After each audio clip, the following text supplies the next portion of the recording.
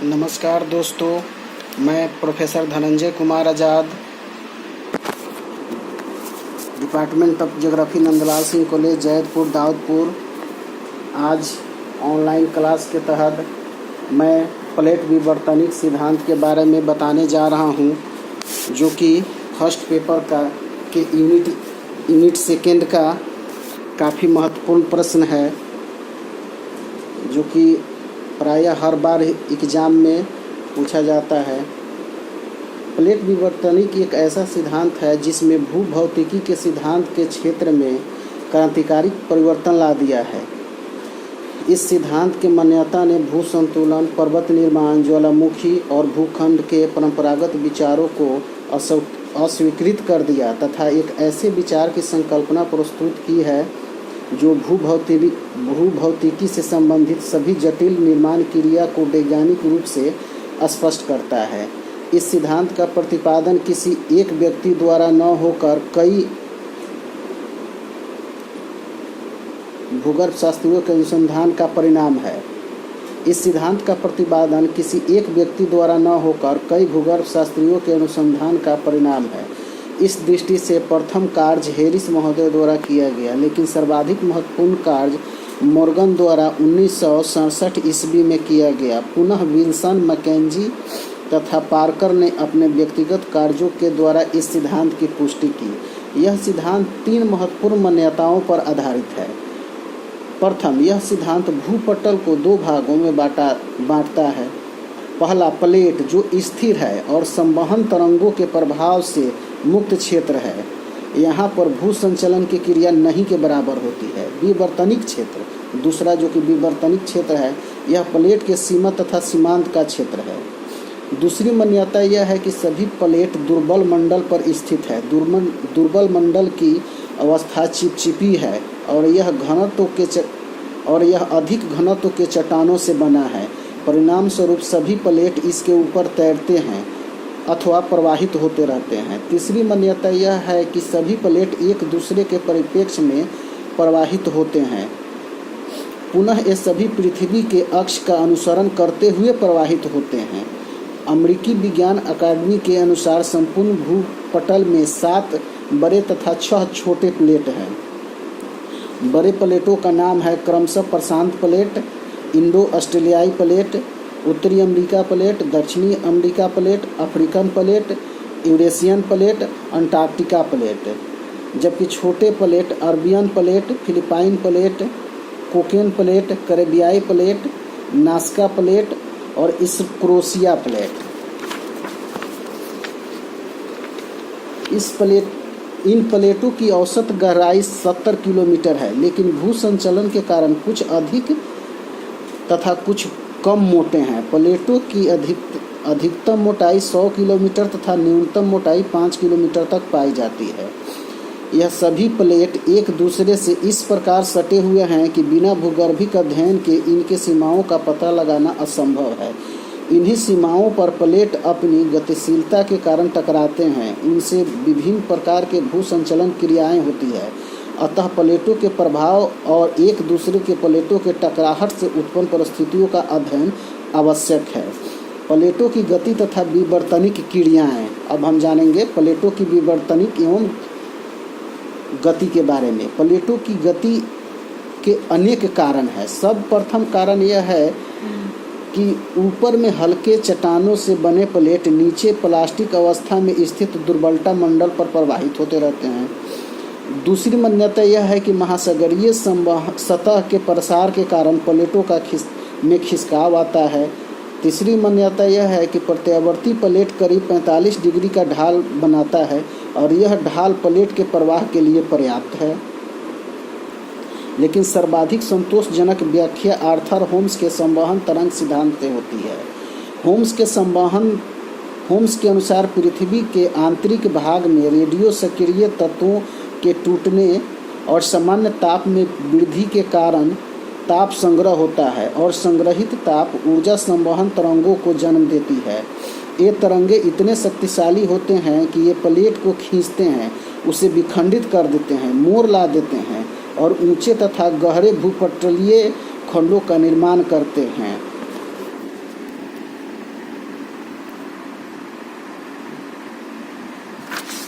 अतः स्पष्ट है कि संवहन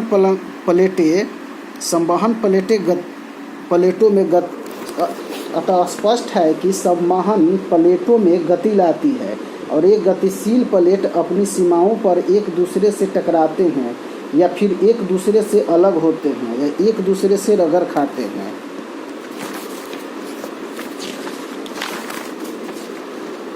इन गतियों से प्लेटों का सीमांत प्रभावित होता है और इससे भू संचलन की क्रिया होती है। इसलिए इन गतियों को क्रमशः निर्माणकारी सीमांत, विनाशकारी सीमांत और संरक्षित सीमांत के नाम से जाना जाता है। निर्माणकारी सीमांत वहाँ है जहाँ संवहन तरंग के कारण प्लेटों का बिलगाव होता है। बिलगाव के कारण ज्वालामुखी क्रिया से भूपटल का निर्माण होता है, इसलिए इसको निर्माणकारी सीमांत कहा जाता है। सभी महासागरों के मध्य स्थित कटक निर्माणकारी सीमांत का प्रतीक है। विनाशकारी सीमांत वह है जहाँ पर दो प्लेट आपस में टकराते हैं। इससे सामान्यतः अधिक घनत्व वाले प्लेट नीचे चले जाते हैं और हल्के घनत्व वाले प्लेट ऊपर चले आते हैं। चूँकि नीचे जाने वाले प्लेट का अग्रभाग नीचे जाकर ताप के प्रभाव के कारण पिघल जाता है और उसका विनाश होता है, इसलिए इसे विनाशकारी प्लेट कहा गया है। लेकिन यह सीमांत स्थलाकृति के दृष्टि से अत्यंत महत्वपूर्ण है। जहाँ पर अधिक घनत्व वाले प्लेट नीचे धंसते हैं वहाँ पर गहरी खाई का निर्माण होता है और उसे ही महासागरीय गर्त कहा जाता है। समुद्र के सर्वाधिक गहरे भाग समुद्र के मध्य में न होकर तट के नज़दीक हैं। इसकी व्याख्या विनाशकारी सीमांत की व्याख्या से होती है। विनाशकारी सीमांत में प्लेट टकराती है जिससे निर्माण की प्रक्रिया होती है। महाद्वीपीय प्लेट से महाद्वीपीय प्लेट के टकराने का सुंदर उदाहरण अल्पाइन और हिमालय पर्वत है। महाद्वीपीय प्लेट से महासागरीय प्लेट के टकराने से भी पर्वत की निर्माण होती है, जिसका उदाहरण रॉकीज एवं एंडीज पर्वत है। महासागरीय प्लेट से महासागरीय प्लेट के टकराने से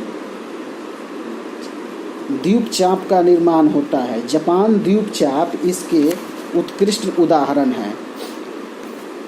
पुनः महासागरीय प्लेट नीचे जाकर पिघल जाते हैं और ज्वालामुखी रूप में ऊपर आकर ज्वालामुखी पर्वत का निर्माण करते हैं।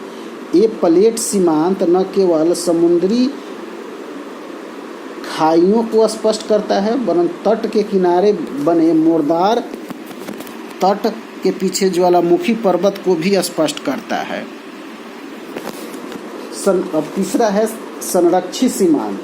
यह स्थलाकृति की दृष्टिकोण से महत्वपूर्ण नहीं है। यह प्लेट सिर्फ आपस में रगड़ खाते हैं, जिससे ट्रांसकरेंट भ्रंश का निर्माण होता है। लेकिन रगड़ खाने के कारण यहाँ पर भूकंप की क्रिया सदैव होते रहती है।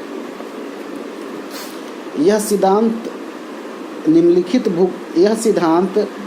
भूगर्भिक क्रियाओं से संबंधित कई क्रियाओं का संतोषजनक समाधान प्रस्तुत करता है।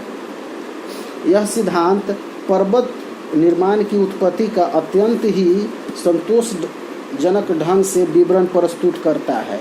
इससे न केवल मुर्दार पर्वत वरन ब्लॉक पर्वत तथा ज्वालामुखी पर्वत के निर्माण की भी व्याख्या होती है। इस सिद्धांत के अनुसार तटीय मुर्दार पर्वतों का निर्माण तब होता है जब महासागरीय प्लेट महाद्वीपीय प्लेट से टकराते हैं। महाद्वीपों के मध्य श्रृंखला का निर्माण तब होता है जब महाद्वीपीय प्लेट आपस में टकराते हैं। महासागरों में पर्वत श्रृंखला का निर्माण महासागरीय प्लेटों के आपस में टकराने के कारण होता है। इस सिद्धांत के अनुसार तटीय पर्वतों का निर्माण तब होता है जब महासागरीय प्लेट एवं महाद्वीपीय प्लेट आपस में टकराते हैं। इसकी दूसरी महत्वपूर्ण खोज यह है कि महासागरों की सतह पर सभी जगह एक ही आयु के चट्टानें नहीं पाए जाते हैं। इससे एक ओर जहां प्लेट की गति का पता चलता है, वहीं दूसरी ओर इन्हीं चट्टानों के आधार पर ध्रुवों के स्थान परिवर्तन की भी व्याख्या हो जाती है। प्लेट विवर्तनिक सिद्धांत के द्वारा तीसरा महत्वपूर्ण तीसरा महत्वपूर्ण जो तथ्य उभर कर आता है वह है महासागरीय गर्त, तटीय पर्वत श्रृंखला और महाद्वीपीय ज्वालामुखी श्रृंखला एक दूसरे के समानांतर पाए जाते हैं। यह सिद्धांत ज्वालामुखी तथा भूकंप क्रिया को भी स्पष्ट करता है। यह सिद्धांत ज्वालामुखी का प्रमुख कारण अपसरण सीमांत, जिसे निर्माणकारी सीमांत भी कहा जाता है, को मानता है। यह सिद्धांत इस बात की पुष्टि करता है कि प्लेट सीमांत क्षेत्र ही ज्वालामुखी और भूकंप के ज्वालामुखी तथा भूकंप के क्रिया को निर्धारित करता है। यद्यपि यह सिद्धांत काफ़ी महत्वपूर्ण है और भूगोलवेत्ताओं एवं भूगर्भ शास्त्रियों के लिए यह सिद्धांत एक मील का पत्थर साबित हुआ, फिर भी इस सिद्धांत की कुछ विद्वानों ने आलोचना की है तथा यह सिद्धांत कुछ तथ्यों पर स्पष्ट रूप से खरा नहीं उतरता है। अगर इस सिद्धांत की आलोचनाओं के बारे में चर्चा की जाए तो सर्वप्रथम आलोचना इसकी गति को लेकर होती है। इस सिद्धांत में यह स्पष्ट नहीं होता है, या दूसरे रूप में कहें तो प्लेटों की गति के कारणों को यह सिद्धांत अधिक वैज्ञानिक ढंग से स्पष्ट नहीं कर पाता है। अब प्रश्न यह उठाया जाता है कि क्या आंतरिक तरंग हिमालय जैसी विशाल पर्वत श्रृंखलाओं का निर्माण कर सकती है।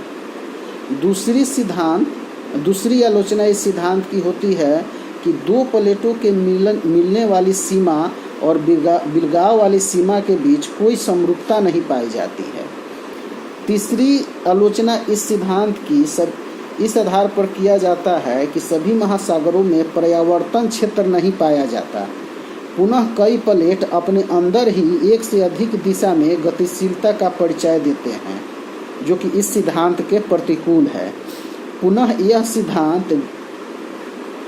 इस सिद्धांत की आलोचना बीनिंग ऑफ जोन की उत्पत्ति और उसके परिणामों को भी सही ढंग से स्पष्ट नहीं कर पाता है। यह सिद्धांत कैलिडोनिया और हर्सिनिया भूसंचलन से उत्पन्न सभी पर्वतों का सही व्याख्या नहीं करता है। इस सिद्धांत की आलोचना प्लेटों की संख्या के बारे में भी की जाती है। कुछ विद्वानों का मानना है कि इस सिद्धांत के द्वारा प्लेटों की सही संख्या के बारे में जानकारी नहीं प्राप्त होती है। देखा जाए तो इन आलोचनाओं के बावजूद यह सिद्धांत बहुत सारी समस्याओं को दूर करने में काफ़ी कारगर साबित हुआ है। यद्यपि जितने भी